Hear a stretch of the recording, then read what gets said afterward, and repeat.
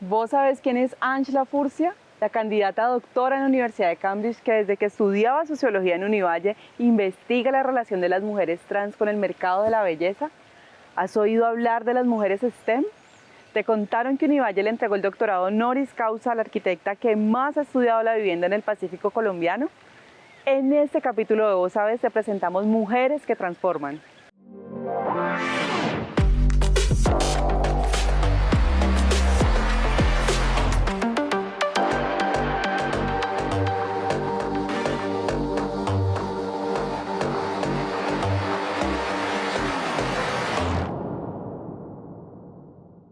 Ángela Furcia fue la mejor graduanda de sociología de su promoción. Después de una trayectoria académica destacada haciendo su maestría en París, Ángela obtuvo una beca para estudiar un doctorado en el Centro de Estudios Latinoamericanos de la Universidad de Cambridge en el Reino Unido. Conoce el trabajo de investigación de Ángela sobre el mercado laboral para las mujeres trans.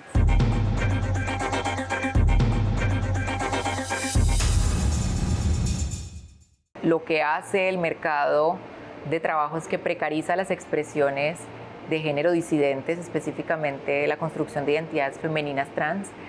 Ofrece generalmente dos posibilidades que tienen que ver con el mundo precarizado, informal, el trabajo sexual, el trabajo estético, el trabajo en las peluquerías, y que de alguna manera fueron los espacios donde pudo emerger la identidad transfemenina luego de un conjunto de exclusiones, desde la familia hasta el contexto educativo de muchas chicas trans desde muy jóvenes. Desde que hizo su pregrado en Sociología en Univalle, hasta ahora que es candidata a doctora en Estudios Latinoamericanos de la Universidad de Cambridge en el Reino Unido, la investigadora Ángela Furcia ha estudiado el mercado laboral para las mujeres trans en América Latina, principalmente en Colombia. Entender cómo se configuraban las experiencias de estas mujeres en los espacios de trabajo del mercado de la belleza se convirtió en su foco de investigación. Tratábamos de entender cómo se construía la diferencia en los espacios de creación o producción del trabajo de belleza. Entonces miramos fundamentalmente salones de belleza, barberías, tuvimos el chance de ir a concursos de belleza o preparación de reinas, eventos de preparación de reinas. Y fundamentalmente lo que queríamos ver era cómo operaba de alguna manera la sexualidad, el género, la etnicidad y la raza en la configuración de estos espacios, cómo se creaba la diferencia allí, qué tipo de discriminaciones se vivían, de qué manera el racismo estaba relacionado con la belleza, qué tipo de cuerpos se esperaban, cómo se construía el mercado, qué tipo de identidades de trabajo y laborales y ocupacionales se desplegaban allí, y sobre todo entender que dentro de los estudios del trabajo había mucha reticencia a trabajar el tema de la belleza porque se consideraba superfluo o banal. La peluquería como espacio de trabajo seguro y el sello del travestismo en el trabajo estético que prepara a las candidatas para los concursos de belleza son algunas de las dimensiones exploradas en la investigación de Ángela Furcia. También se convirtió en un espacio de refugio la peluquería y de resistencia para las mujeres que no querían exponerse al espacio urbano de la violencia policial, de la violencia de la clientela, para las que ejercían el trabajo sexual. Entonces, allí también en el trabajo estético lo que mostramos es que hay una resignificación de la estética y que lo que hacían, por ejemplo, también estilistas gays en los concursos de belleza era crear una suerte de imagen retrospectiva travesti de las reinas, es decir, que las estrategias para crear, formar una reina de belleza en Colombia eran muy similares a muchas de las formas en que muchas de nosotras hemos transitado nuestra vida cotidiana como mujeres trans, y que ese trabajo estético era muy similar. Esta investigación ofrece nuevas luces en una discusión que ha sido polémica en nuestro país, la de la participación de las mujeres trans en los reinados de belleza. Y de allí que eso nos permitiera entender una polémica que hubo en Colombia cuando empezaron a emerger las discusiones sobre si las mujeres trans deberían participar en los reinados de belleza, y que muchas personas se negaron porque consideraban que éramos mujeres falsas o mujeres poco naturales, pero lo que mostrábamos en la investigación justamente es que la belleza no tiene nada de natural, no es nada de vanidad, sino que es todo un proceso que se construye a través de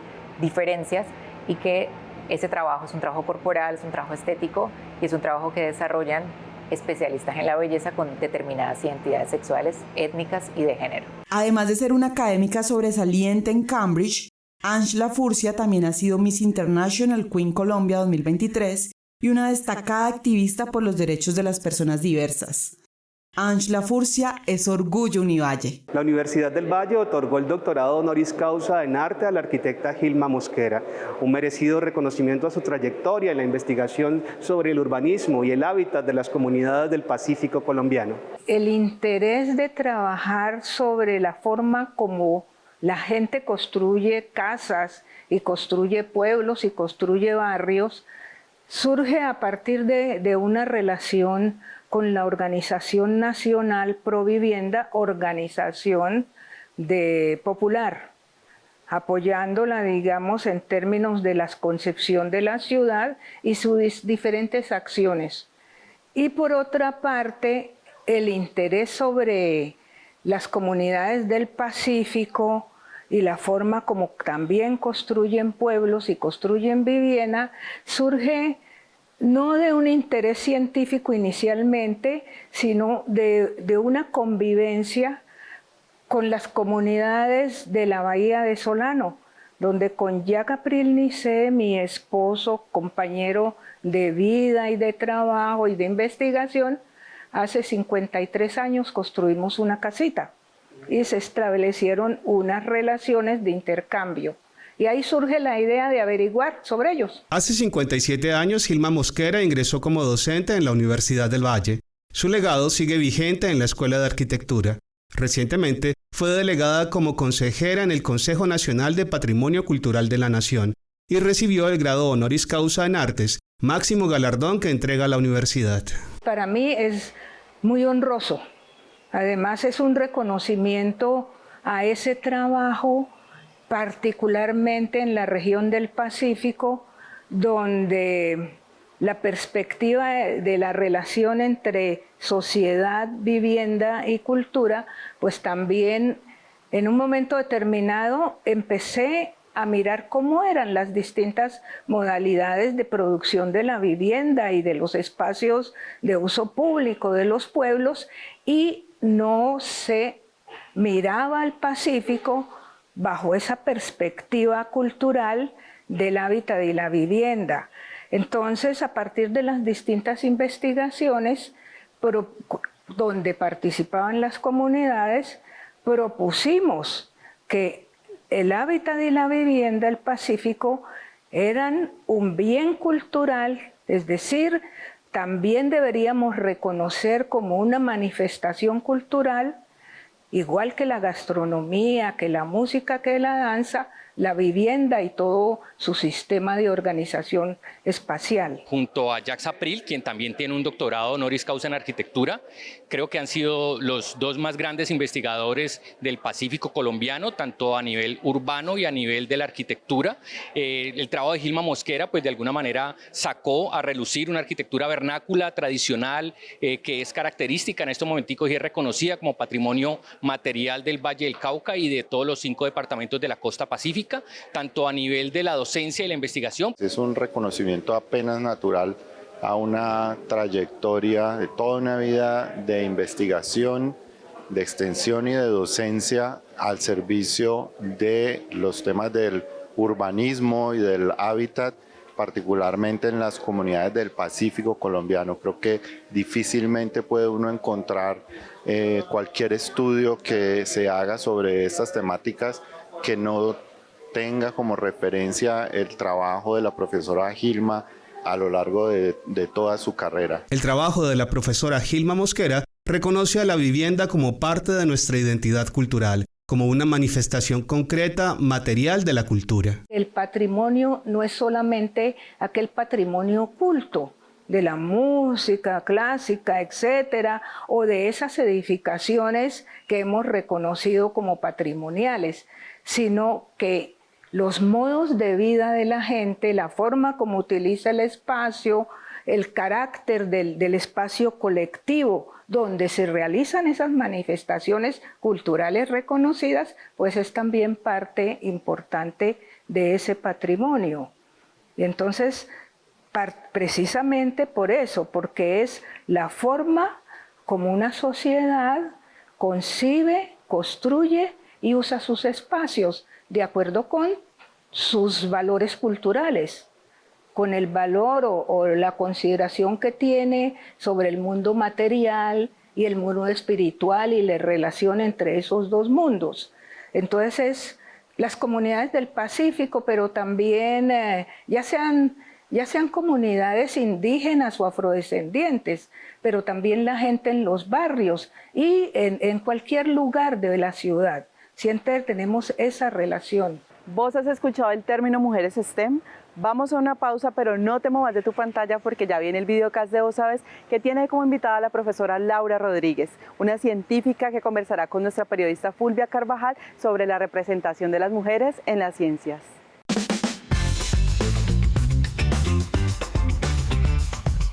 Un saludo para todas las personas que siguen la programación de Vos Sabés. Bienvenidos a nuestro videocast. Hoy vamos a hablar sobre las mujeres en ciencia.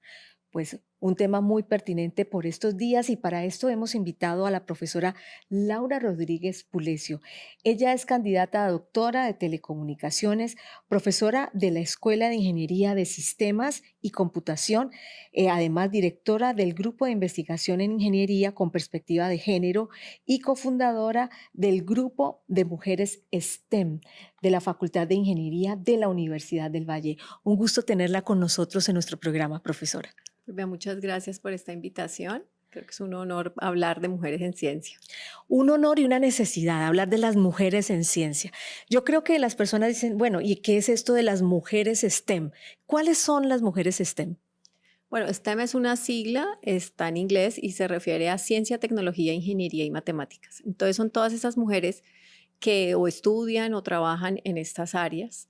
Que además ha sido un área históricamente masculinizada. Entonces, cuando hoy hablamos de las mujeres en STEM, pues estamos hablando de una, primero, todavía baja participación de mujeres, pero que es necesario esa mirada de las mujeres también en estas áreas. Ciencia, ingeniería y matemáticas. ¿Cómo ha sido la reducción de esta brecha? Usted lo estaba diciendo hace un momento, es un área bastante masculinizada. Hace más o menos unos 30 años, las mujeres que ingresaban a la Facultad de Ingeniería eran contaditas. ¿Cómo ha sido la reducción de esta brecha en el mundo, por ejemplo? Lo interesante es que tanto en el mundo como en Colombia como en la Universidad del Valle, el porcentaje pareciera ser el mismo. Se diferencia unos pocos puntos, pero alrededor estamos del 30% de participación de mujeres en estas áreas. Pero luego cuando uno analiza áreas dentro de esas mismas STEM, hay unas muy bajitas. O sea, por ejemplo, dentro de las ingenierías, en general, uno diría sí estamos en el 30%, pero luego ingeniería mecánica solo el 8%, ingeniería eléctrica y electrónica el 10%, ingeniería de sistemas 15%. Entonces, si bien las ingenierías en general estamos más o menos en ese porcentaje, hay unas en las que todavía falta mucha participación de mujeres. ¿Y cómo fomentar, digamos, esta mirada, esta perspectiva, ese gusto por las ciencias, por las matemáticas, por las ingenierías, a las niñas, a las que se están formando en estos contextos culturales que a veces son bastante machistas y entonces incluso se ve en los regalos que se le dan a las niñas? ¿Cómo podríamos fomentarlos nosotros desde el hogar, desde los regalos que se dan en Navidad, por ejemplo? Eso que tú dices es muy, muy importante porque hay que empezar desde niñas. O sea, no es suficiente con ir a darles una charla a las chicas de 10º y 11 que están decidiendo carrera, sino que es una cosa que hay que trabajar desde bien pequeñas. Y nosotras siempre hemos verificado cuáles son esos factores que afectan la baja participación y hemos estudiado 5 factores. Uno, la dificultad académica en lógica y matemática. Es una realidad que a las mujeres les va menos bien en lógica y matemática en casi todas las partes del mundo. Las pruebas PISA lo demuestran.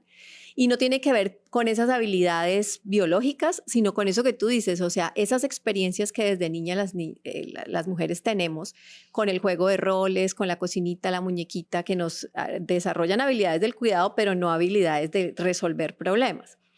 Diferente a un chico que le regalas un Lego, un carro que se desarma, ¿cierto? Y se arma. Entonces, el primero, las dificultades académicas. Solo un puñado de países han logrado reducir la brecha que hay entre hombres y mujeres en lógica y matemática, o sea, es decir, que sí se puede.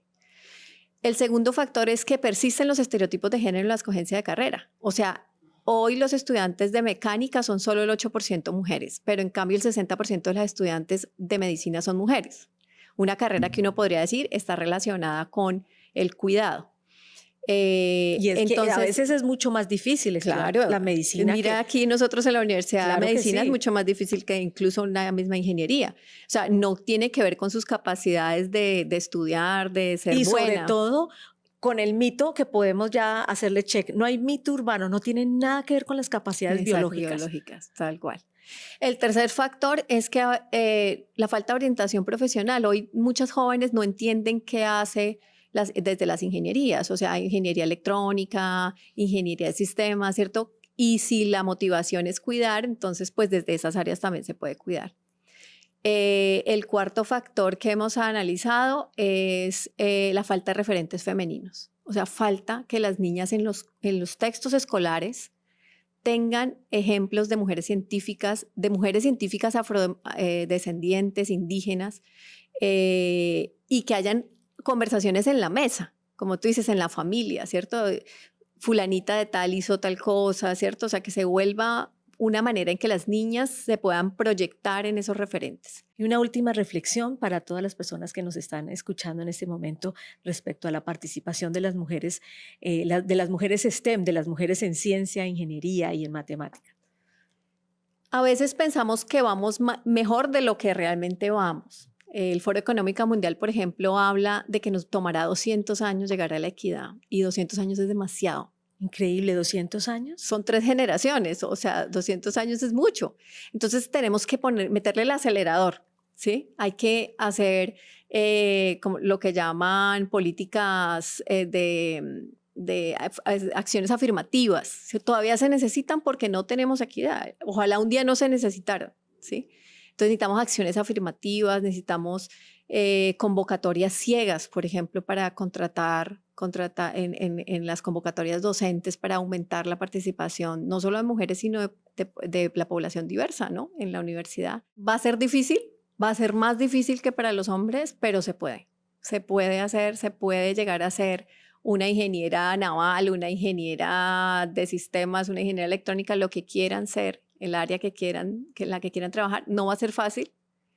Se van a encontrar con unas barreras que todavía tenemos como institución, como sociedad, pero no quiere decir que sea imposible, se puede. Y para las mujeres mayores, ¿cómo estamos también criando a las niñas, ¿no? Y a los hombres? ¿Cómo estamos criando a los hombres para que no sean un factor de violencia y discriminación? Creo que eso es importante. Profesora Laura, muchísimas gracias por aceptar nuestra invitación al programa. No, a ustedes por tenerme aquí hablando de este tema que me interesa mucho. Nosotros continuamos en Vos Sabés después de la siguiente pausa.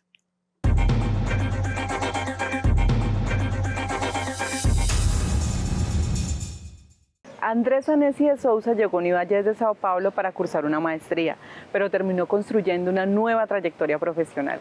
Desde enseñar portugués hasta trabajar en el impulso de nuestra movilidad internacional, su paso por la universidad ha aportado una gran experiencia para su carrera y su vida personal.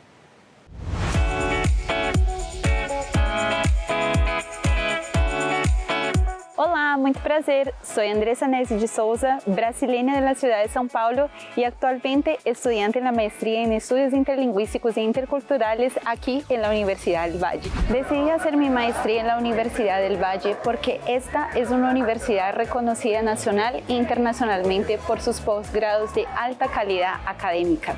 Además, los grupos de investigación están muy bien posicionados en diferentes rankings y, por supuesto, la excelencia docente. Entre los diferenciales de estudiar un posgrado en la Universidad del Valle están la participación en excelentes grupos de investigación, además del acceso a las mejores bases de datos y también el contacto con proeminentes pares nacionales e internacionales. A la Universidad del Valle llegué en el 2015 en la calidad de asistente de idiomas. Luego, a partir de 2016, me vinculé como docente de portugués en la Escuela de Ciencias del Lenguaje, en donde actúo hasta la actualidad. Y también hoy en día soy profesional de apoyo en la Coordinación de Movilidad Internacional. Es por estas y muchas otras razones que soy muy agradecida a esta universidad. A gente se ve aquí, na Universidad del Valle.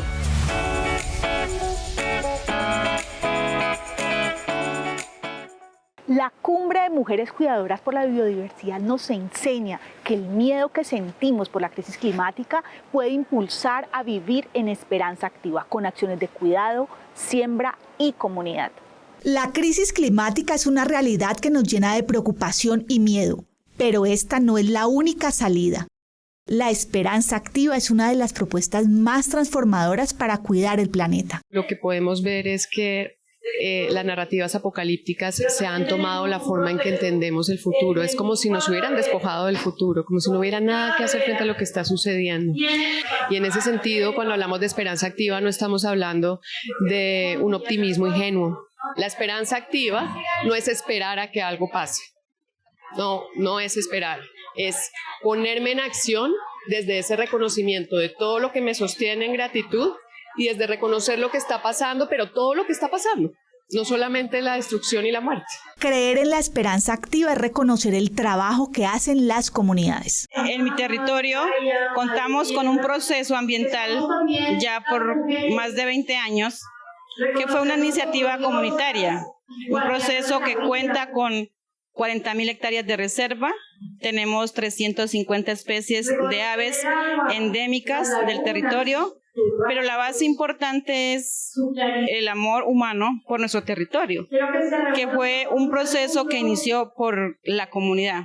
No hubo una entidad que nos dijera, ve, hagan esto. Construir narrativas alternativas pasa por valorar el conocimiento ancestral. Un botánico en los pueblos indígenas no se hace de un día para otro. Un maestro tiene un estudiante, lo acompaña en todo el proceso de aprendizaje para que entonces para cuando él se pueda graduar de alguna manera, decirle en palabras de español, graduarse, entonces él sabe que él tiene ese conocimiento para poder ayudar al pueblo. Para el concepto del pueblo cuna, el cambio climático siempre ha existido, porque para nuestras historias, para el Babigala, que es nuestra tradición oral, existen diferentes épocas en las que el creador limpió la tierra. La tierra nos está pidiendo ayuda, la madre tierra nos está pidiendo que pongamos y defendamos y cuidemos su territorio. ¿Y vos? ¿Ya activaste la esperanza promoviendo la cultura ambiental en tu casa, tu barrio o tu institución? En 2008, el Estado colombiano reconoció que la familia, la sociedad, el Estado y la empresa privada deben prevenir las violencias y lograr la equidad de género. Así surgieron las políticas universitarias para alcanzar este propósito. La equidad de género impulsa el crecimiento económico, reduce los índices de violencia y protege el medio ambiente. Por eso hace parte de los Objetivos de Desarrollo Sostenible. ¿Qué papel juegan las universidades en este desafío internacional y cómo son las universidades equitativas? Universidades que propenden por tener en su interior dinámicas más propensas a la igualdad de género entre mujeres y hombres, donde el género y el sexo de las personas no fuese un condicionante para acceder al desarrollo y justamente pues a un futuro más sostenible. María del Pilar Blanco es profesora de Trabajo Social de la sede norte del Cauca y ganó en España el premio a la mejor tesis doctoral relacionada con los Objetivos de Desarrollo Sostenible. En su trabajo analizó la equidad en 900 universidades de Colombia, México y España. Ella identificó que hay un aumento de las mujeres en las universidades, pero reconoce que esto no es suficiente. Necesitamos más acciones en las instituciones de educación superior. Incluso en aquellas donde las políticas de género tienen más trayectoria. No basta con la política, aparece una cultura de género muy particular que lastimosamente todavía genera sexismo, discriminaciones en razón del género, violencias basadas en género. La discriminación persiste. Todavía hay estereotipos en carreras que son consideradas femeninas o masculinas y poca conciliación entre el trabajo y la vida familiar. Los hombres participan menos de las labores de cuidado y las mujeres tienen más dificultades para ascender laboralmente. Aún así, el camino para superar esta brecha nos exige saber qué está funcionando y qué nos falta. Es esperanzador empezar a hacer este tipo de estudios con perspectiva de género. Eso disminuye muchísimo los sesgos sexistas que puedan haber en la investigación, porque nos permite establecer rutas un poco más acertadas justamente para la creación e implementación de políticas de género universitarias, que todos tenemos en nuestras manos la posibilidad de aportar un granito de arena para que nuestros entornos universitarios sean más propensos a la igualdad, donde haya menos discriminación en razón de género y mucho menos violencias en razón de género. La equidad de género en las universidades es un compromiso de todas, todos y todes. Y llegamos al final de este capítulo y de esta temporada de Vos Sabés. Muchas gracias por acompañarnos. Recuerden que ustedes pueden mantenerse conectados a todos nuestros contenidos a través de nuestra página web y redes sociales. Hasta pronto.